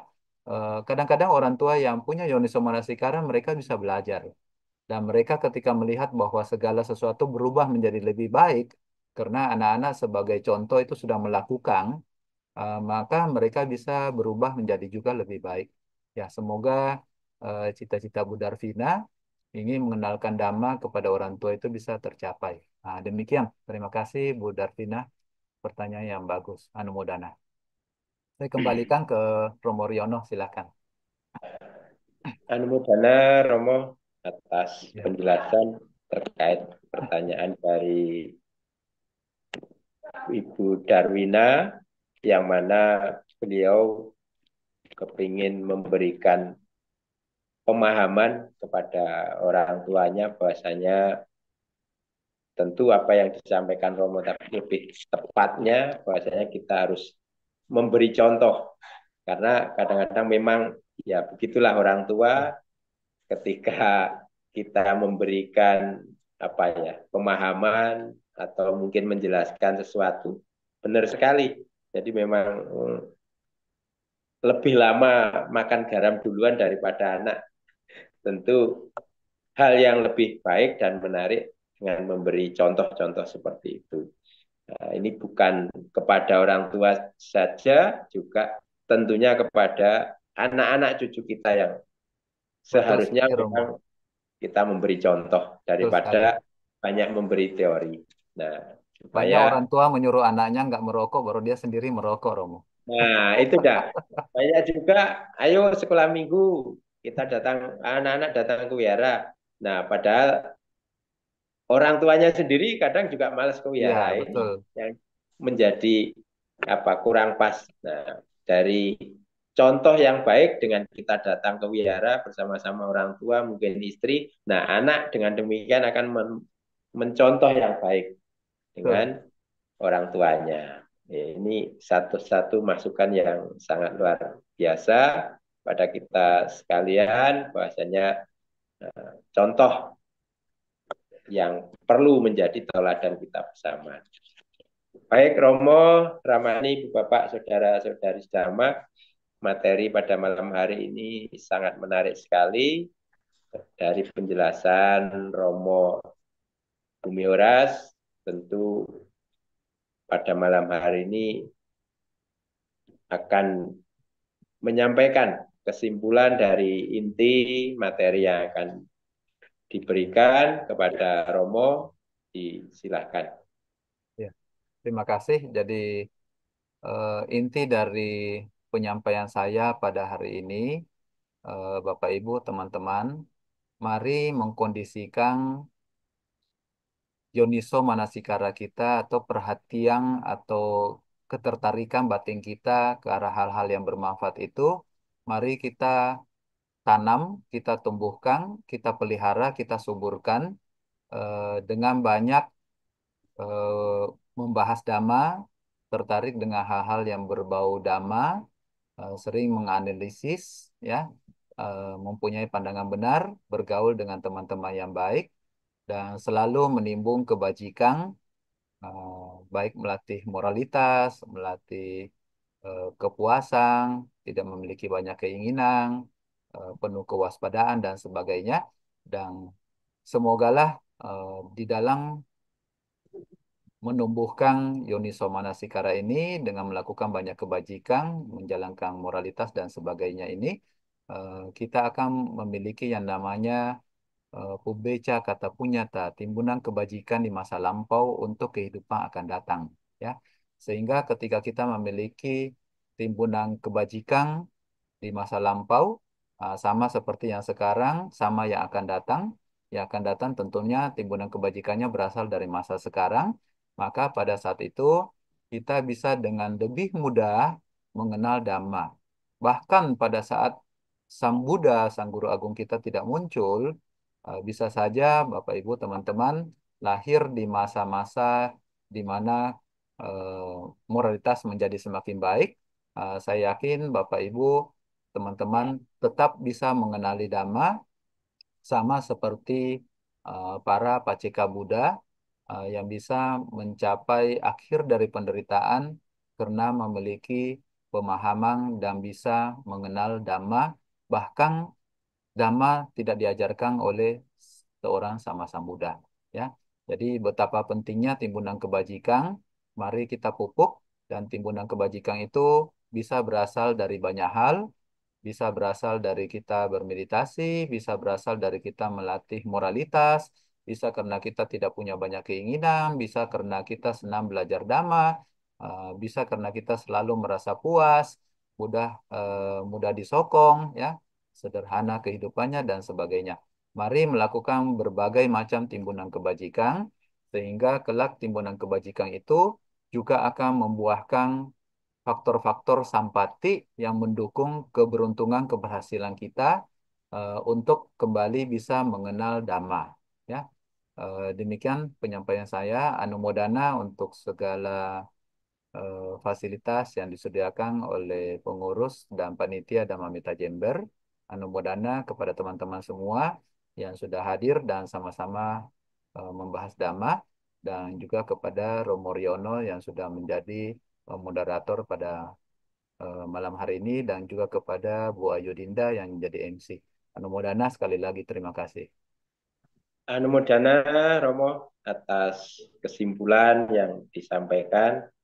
Semoga kita semua senantiasa memperoleh tambahan pengetahuan, juga tentu harapannya dengan bertambahnya pengetahuan kita bersama, kita bertambah pula kebijaksanaannya di dalam praktek dhamma di dalam kehidupan kita sehari-hari.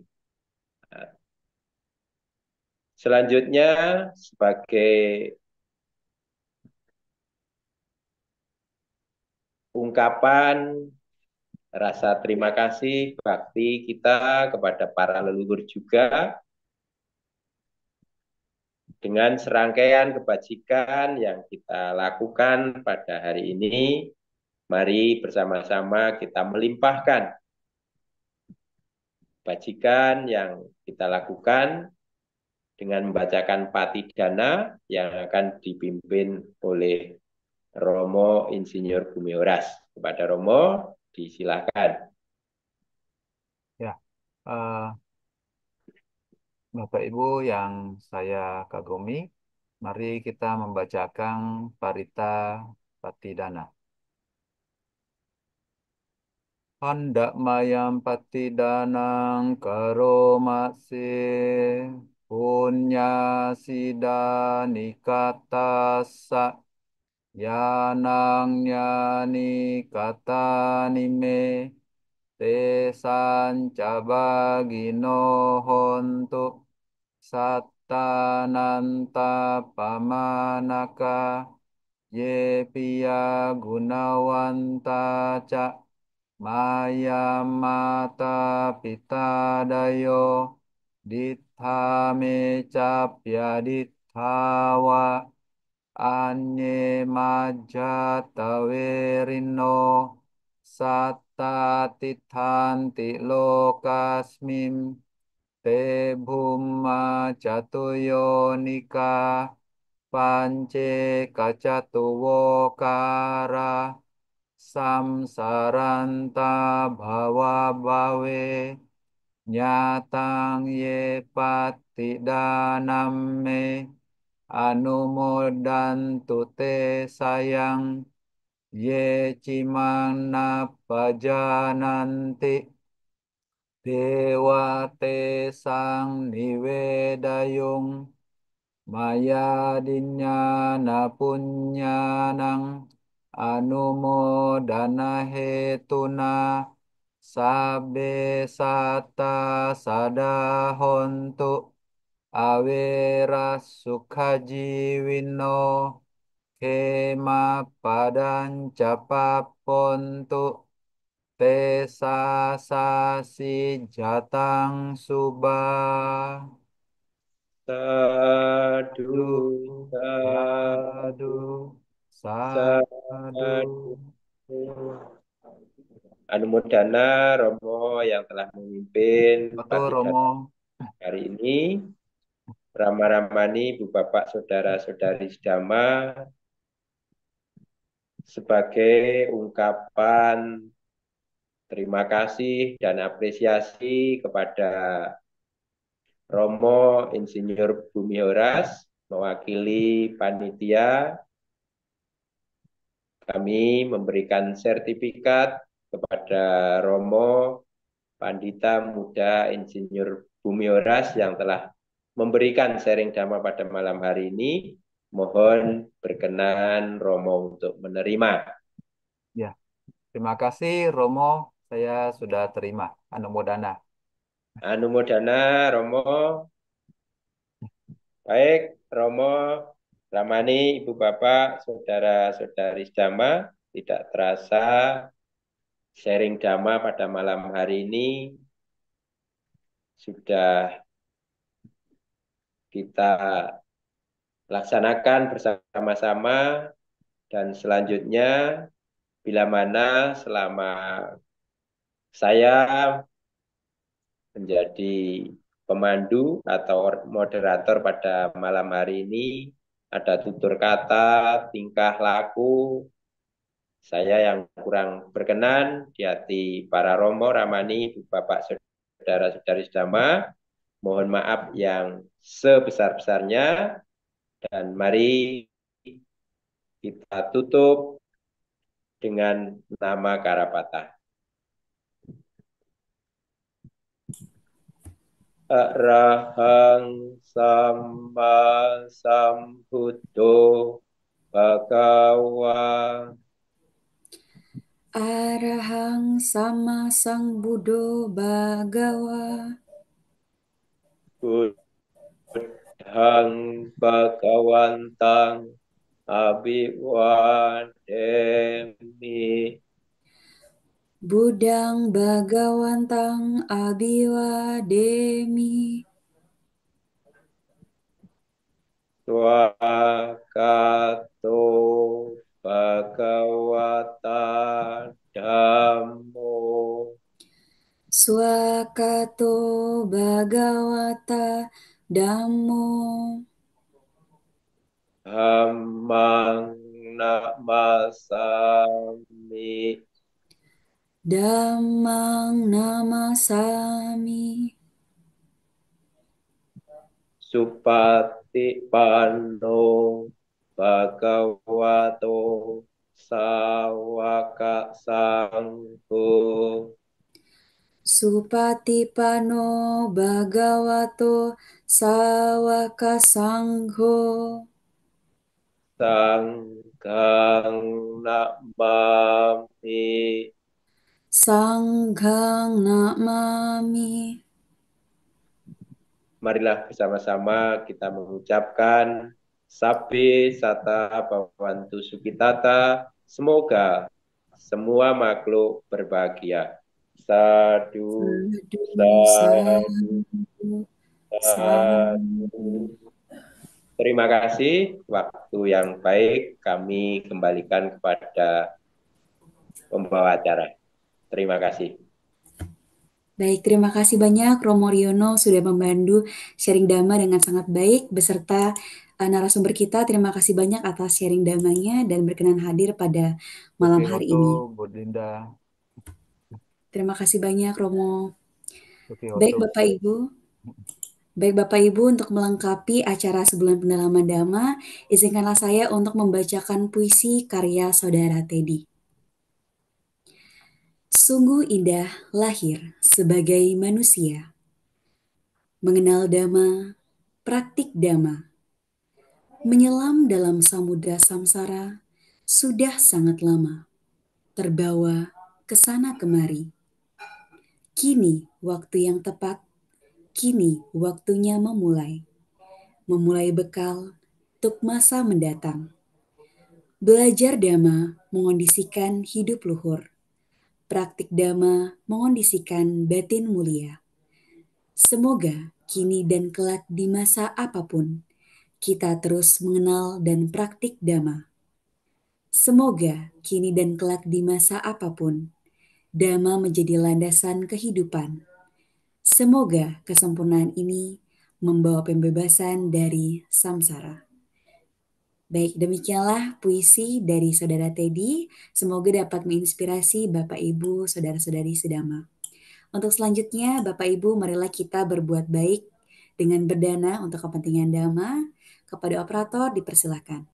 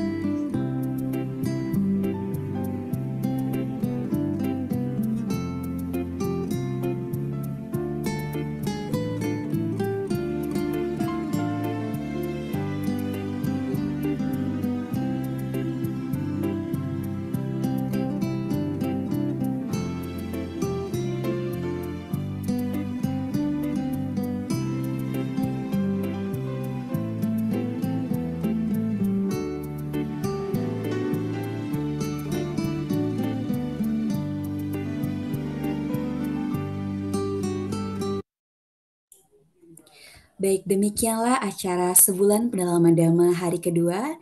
Saya ingin mengucapkan terima kasih kepada Bapak Ibu yang sudah hadir pada malam hari ini. Anumodana kepada narasumber Romo Bumi Horas karena sudah memberikan sharing damanya kepada kita semua. Semoga dapat bermanfaat bagi kemajuan batin kita semua. Serta terima kasih banyak Romo Riono atas partisipasinya pada malam hari ini sudah membantu acara dengan sangat baik. Baik Bapak Ibu, demikianlah acara pada malam hari ini. Sampai jumpa di acara sebulan pendalaman Dhamma berikutnya.